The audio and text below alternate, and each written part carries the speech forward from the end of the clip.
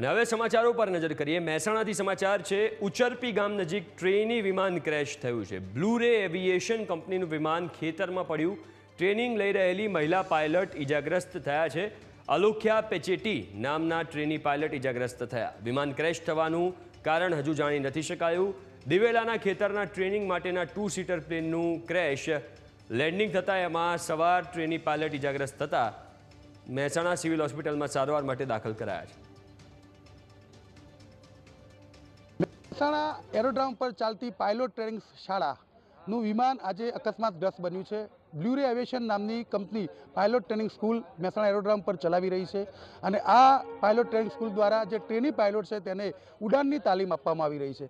આજે આલેખ્યા નામની એક મહિલા ટ્રેની પાયલોટ વિમાન ઉડાવી રહી હતી ત્યારે પિલુદ્રા ગામ પાસે વિમાન અકસ્માતગ્રસ્ત બન્યું હતું અને ત્યારબાદ દિવેલાના ખેતરમાં વિમાનનું ક્રેશ લેન્ડિંગ થયું હતું। આ દરમિયાન જે ટ્રેની પાયલોટ છે આલેખ્યા તેને સામાન્ય ઈજાઓ થઈ છે અને તેને પ્રથમ મહેસાણા સિવિલમાં સારવાર આપ્યા બાદ મહેસાણાની ખાનગી હોસ્પિટલમાં સારવાર માટે લઈ જવામાં આવી છે।